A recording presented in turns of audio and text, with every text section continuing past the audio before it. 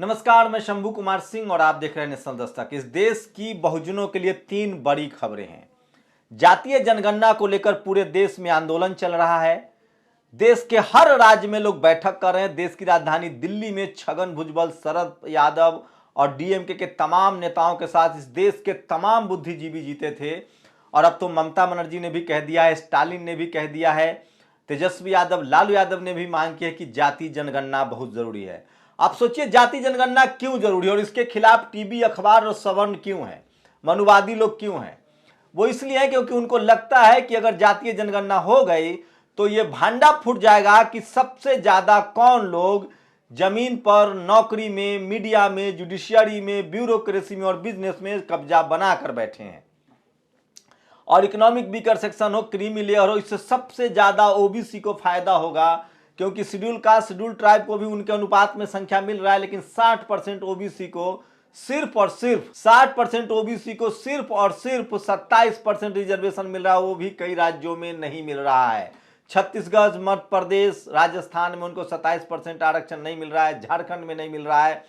तो जाति जनगणना जो है वो सबसे बड़ा मसला, और उसी को दबाने के लिए नरेंद्र मोदी लगातार ओबीसी कार्ड खेल रहे हैं और कभी 27 मंत्री बना दिए तो कभी कुछ कर दिए। ये सबसे पहली खबर है। दूसरी सबसे बड़ी खबर है 6 सितंबर को लखनऊ में एक बड़ा प्रदर्शन होने जा रहा है। 69,000 शिक्षकों की भर्ती के घोटाले में जिस तरह की गड़बड़ियां हुई हैं, और अगर ये आंदोलन सफल होता है तो 12 से 15,000 बैकलॉग है कॉलेज यूनिवर्सिटी में।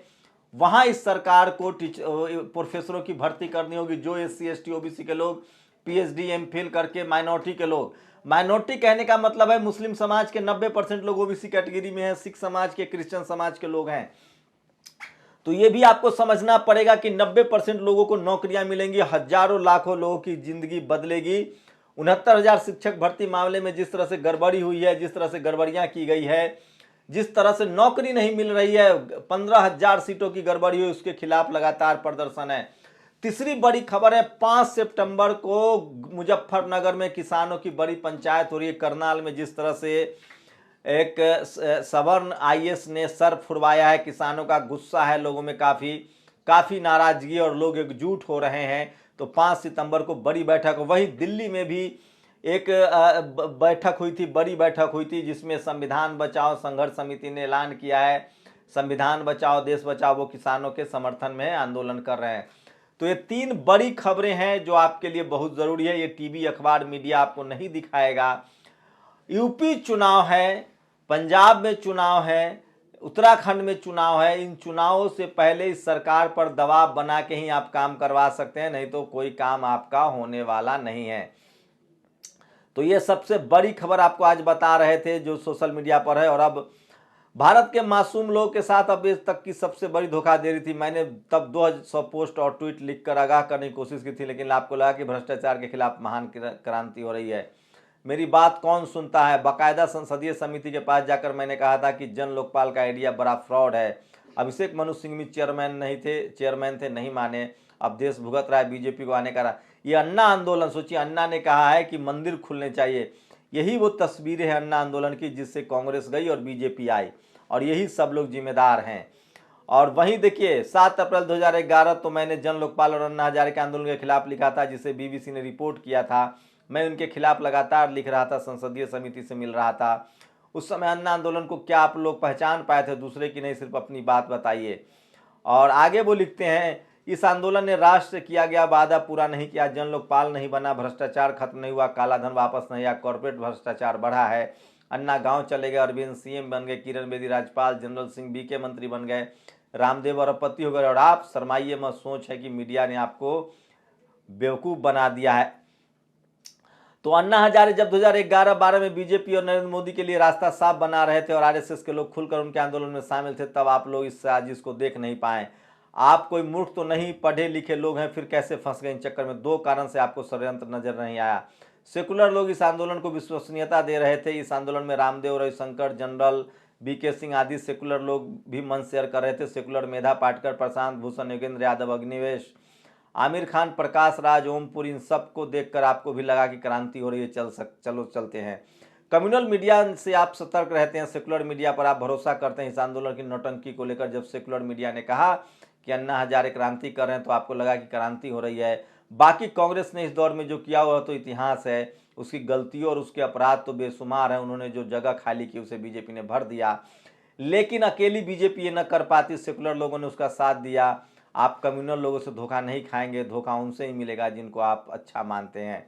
आगे लिखते हैं, मुझे गर्व है कि बीजेपी और नरेंद्र मोदी का रास्ता साफ करने वाला अजीत डोभाल निर्देशित इस नौटंकी का हिस्सा नहीं बना। जन लोकपाल मांगने वाला अन्ना हजारे 11 साल तक सोया और जगने पर अब मंदिर गेट खोलने की मांग कर रहा है। उसे यहीं पहुंचना था कि आप 2011-12 में बेवकूफ़ बने थे। और आगे वो लिखते हैं, बहुजनों को अपना मुद्दा और अपना नेता साफ साफ न दिखे तो किसी आंदोलन में शामिल होने की जगह चुपचाप आराम करना चाहिए। बार बार बेवकूफ़ बनना अच्छी बात नहीं है। लोग पीछे से आपको गधा और जाने क्या क्या बोलते हैं। वैसे तो आपका अपना नेता भी आपको ठग सकता है, लेकिन ऐसा करने वालों से आप 2 सवाल तो पूछ पाएंगे। तो ये सोचिए कि इस देश की मीडिया जो है वो किस तरह से न तो जाति जनगणना की खबर दिखा रही है, न 69,000 शिक्षकों की भर्ती, न किसानों की खबर दिखा रही है। तो इस देश में जो जाट हैं, गुर्जर हैं, पटेल हैं, मराठा है, ये सब अपने आप को धोखा में, सबको ठगा जा रहा है। और जब तक आरक्षण लागू नहीं होगा, जब तक डाइवर्सिटी नहीं होगी, जातीय जनगणना नहीं होगी, आपके हक अधिकार नहीं मिलेंगे। आज सोचिए, जातीय जनगणना के खिलाफ जो लोग भी हैं उनको पहचान लीजिए और वो SC, ST, OBC और माइनॉरिटी का हक अधिकार नहीं देना चाहते हैं। ये बड़ा मौका है, दूध का दूध और पानी का पानी हो जाएगा कि जातीय जनगणना के खिलाफ कौन है और समर्थन में कौन है। आप देखेंगे कि ज़्यादातर जो जनरल कैटेगरी के लोग हैं, जिनको आप सेकुलर और लेफ्टिस्ट समझते हैं, वो जनगणना के खिलाफ हैं। जनगणना बहुत ज़रूरी है, SC, ST, OBC माइनॉरिटी का आरक्षण बहुत ज़रूरी है, OBC लीडरशिप बहुत ज़रूरी है। मैं फिर कह रहा हूँ कि ये सबसे बड़ी खबर है जो नेशनल दस्तक आपको लगातार दिखाएगा। टीवी अखबार जो दिखा रहा है वो दरअसल खबर नहीं, प्रचार है। उससे बहुजनों के जीवन पर कोई असर नहीं पड़ेगा। मुस्लिम हो, दलित हो, पिछड़े हो, आदिवासी हो, अल्पसंख्यक हो, आप तब तक मारे जाएंगे। आप किसान जातियाँ हो, जाट हो, गुर्जर हो, पटेल हो, आप तब तक मारे जाते रहेंगे जब तक आपका DM, CM, SP, PM, collector, chief justice of India नहीं बनेगा। सोचिए, कोई किसान चीफ जस्टिस ऑफ इंडिया होता तो वो संज्ञान लेता करनाल पर। कोई किसान का बेटा IAS होता तो वो डंडा नहीं चलवाता।